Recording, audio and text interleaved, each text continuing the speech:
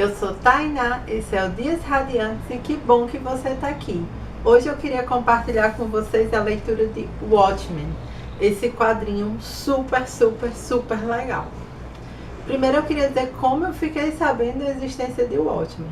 Estava eu lá na faculdade, que foi de 2008 a 2012, então eu não sei ao certo em que ano foi, mas eu estava na faculdade e saiu o filme, que foi a adaptação desse quadrinho para o cinema.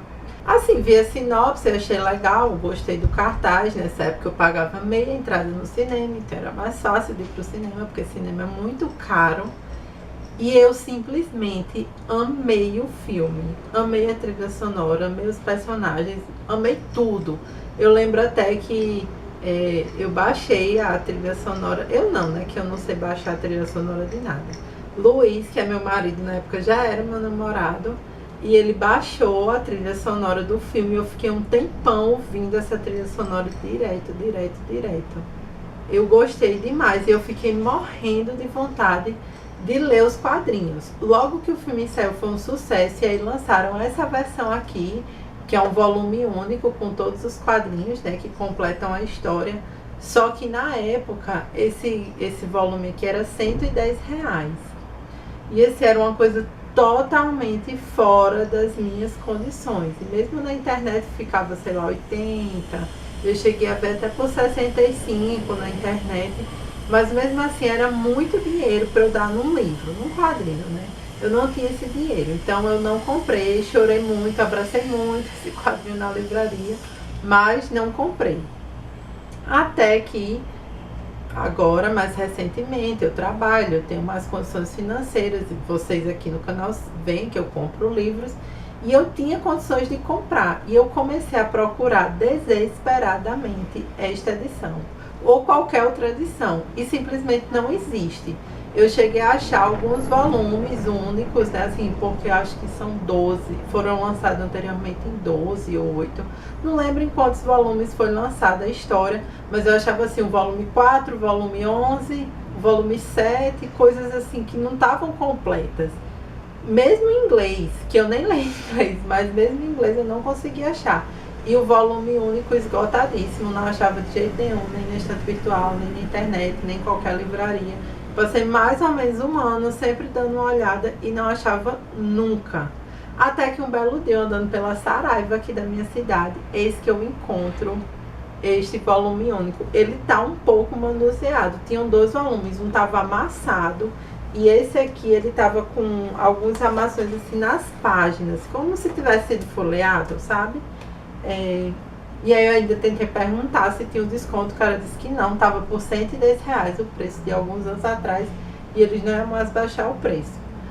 Então eu decidi comprar. Comprei e li, e não me arrependo, porque ele é ótimo. Gente, esse livro é pesado, eu vou botar ele aqui para conversar melhor com vocês, tá? Bom, então para quem não conhece a história de Watchmen, né, existiram heróis, só que não são heróis como a gente está acostumado a pensar os heróis, com superpoderes e tal. No filme dá até entender que eles têm um pouco de superpoderes, tipo, sei lá, a pessoa é mais forte que o normal ou mais rápido que o normal, mas nada muito exagerado. Nos quadrinhos fica bem claro que não, que são pessoas normais. A história se passa em Nova York na década de 80. Na verdade, tem algumas gerações, calma, existem algumas gerações. A primeira geração se passa na década de 50 em Nova York. Tem muita violência e diante de uma greve da polícia, as pessoas mesmo decidem se proteger dos bandidos. E aí elas, para se protegerem nas suas vidas, elas se fantasiam e se mascaram e começam a combater o crime. E assim surgem os Watchmen, né, que eles não são chamados de heróis, são os Watchmen, os vigilantes, como é traduzido em português. E eles combatem um crime e tem essa primeira geração, que é a geração de ouro, que dura até a década de 60. Depois, na década de 70, surge a segunda geração, com os novos Watchmen, porque como eles são pessoas normais, eles vão ficando velhos e vai ficando mais difícil combater o crime. E aí os heróis que você acompanha, né, os Watchmen que você acompanha, que são os personagens principais, fazem parte dessa segunda geração. Só que aí Nova York vai sendo menos violenta e tudo mais, e a população começa a criticar a ação dos Watchmen, né? E até eles tem uma frase assim que é quem vigia os vigilantes, né? Quem watches o Watchmen, sei lá. E aí começa a haver muita crítica e aí passa-se uma lei que é proibido você ser uma pessoa fantasiada que persegue bandidos, né? Ou seja, é proibido você ser o Watchmen. E aí todas essas pessoas têm que abandonar essa vida de vigilantes e seguir com suas vidas normais. Menos uma pessoa, que é o Rorschach. Ele tem esse nome porque ele usa uma máscara no rosto dele. E esse tecido que faz a máscara, ele tem uma tecnologia em que ele muda. O tecido é branco e ele é preto, de estampa preta. E esse preto muda de padrão, de acordo com a temperatura, com a umidade da pele dele, como se fosse uma mancha de Rorschach. O Rorschach, ele não se conforma e ele continua na ativa, prendendo os bandidos, investigando crimes e coisas do tipo. O único herói de verdade que existe nessa história, digamos assim, que uma pessoa que tem realmente superpoderes, é o Dr. Manhattan, que ele tem esse nome por causa do Projeto Manhattan, que foi o projeto que criou a bomba atômica. O Dr. Manhattan, ele é um cientista e acontece um acidente no laboratório, ele se desintegra totalmente, né, porque ele está dentro de uma máquina lá quando ela é ligada, e ele se desintegra, pulverizado, não fica nada do corpo dele, das roupas, tudo é desintegrado. Só que depois, de alguma forma, a consciência dele é preservada, a inteligência dele é preservada, e ele consegue se reestruturar.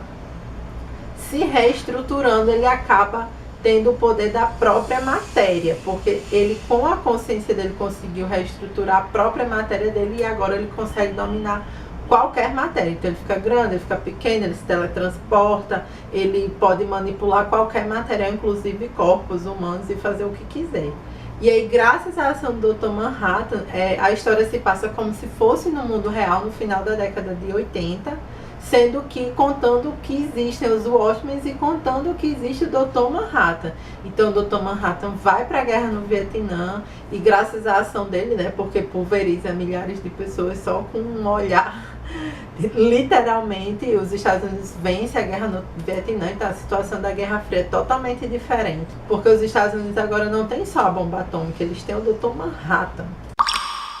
E a história, isso tudo é a contextualização da história que você vai vendo à medida que você vai lendo o primeiro e o início do segundo quadrinho. Mas a história realmente começa com uma morte.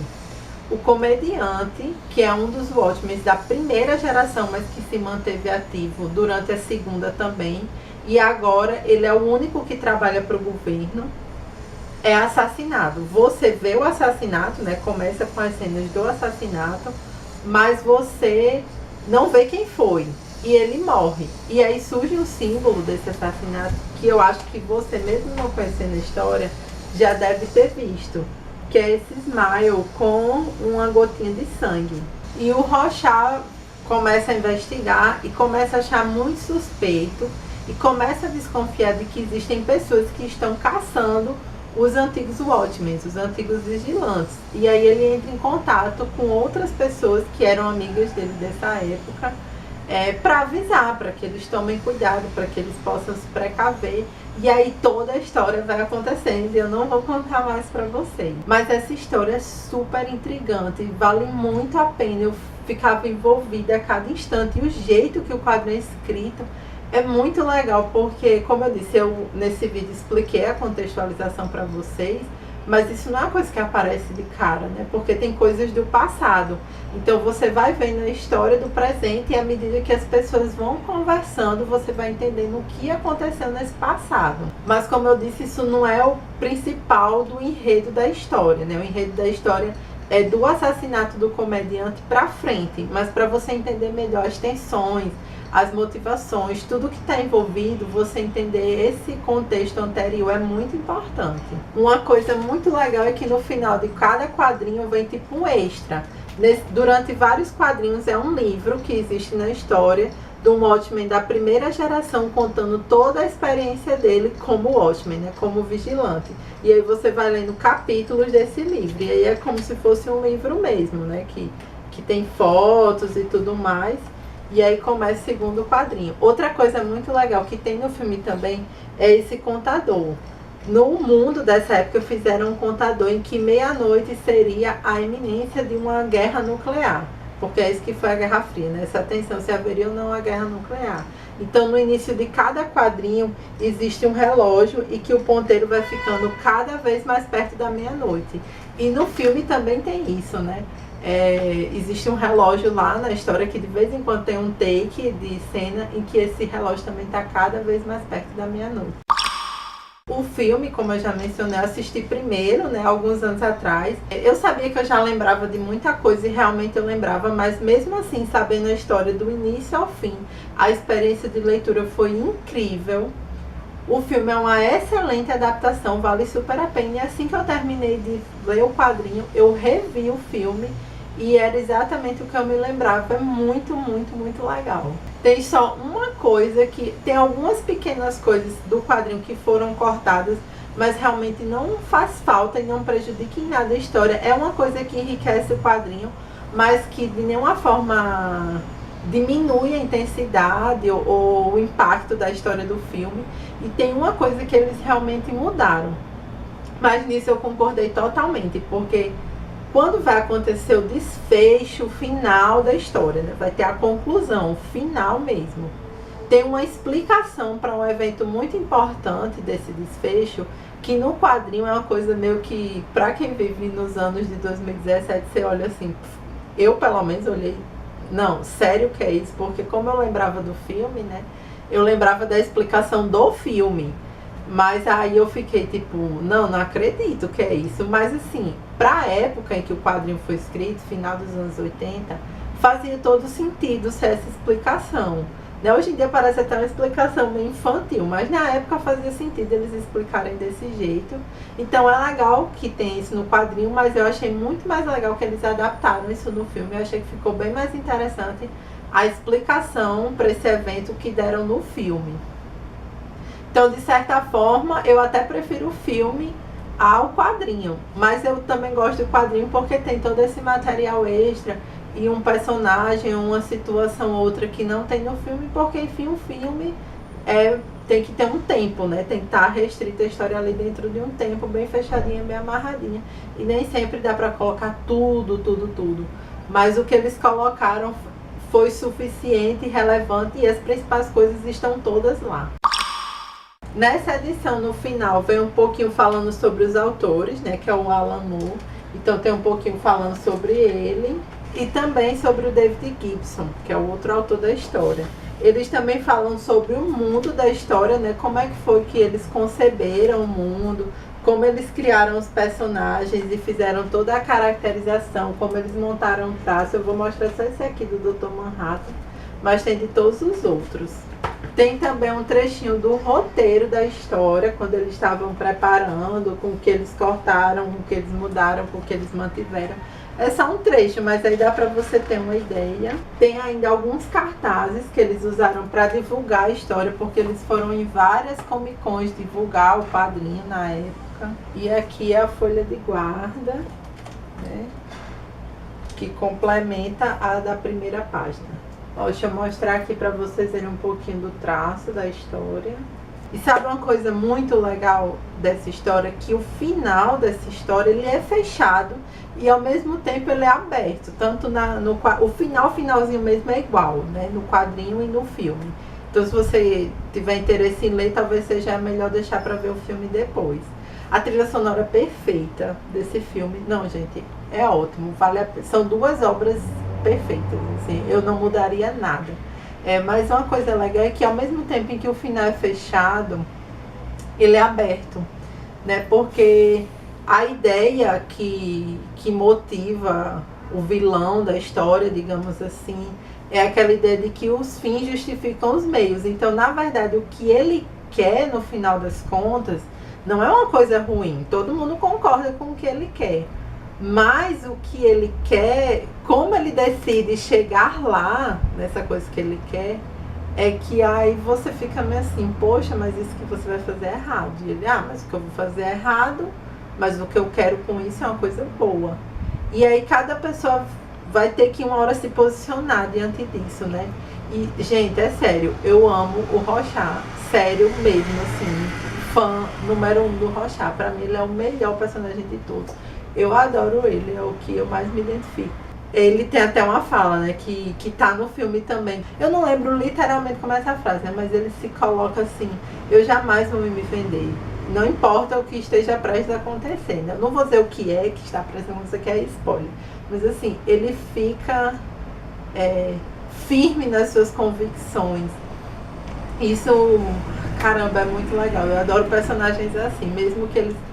se eles vão ter um final bom, um final ruim, não vou dizer, para não ser spoiler, né? Mas isso não importa. O que importa é que, pra mim, um personagem que se mantém fiel às suas convicções, ele venceu, porque ele foi a pessoa que ele gostaria de ser, né? Ele foi íntegro, ele foi correto, e às vezes a pessoa conseguiu uma coisa boa, mas fazendo isso de maneira errada, ou passando por cima dos outros, ou fazendo coisas que não são boas.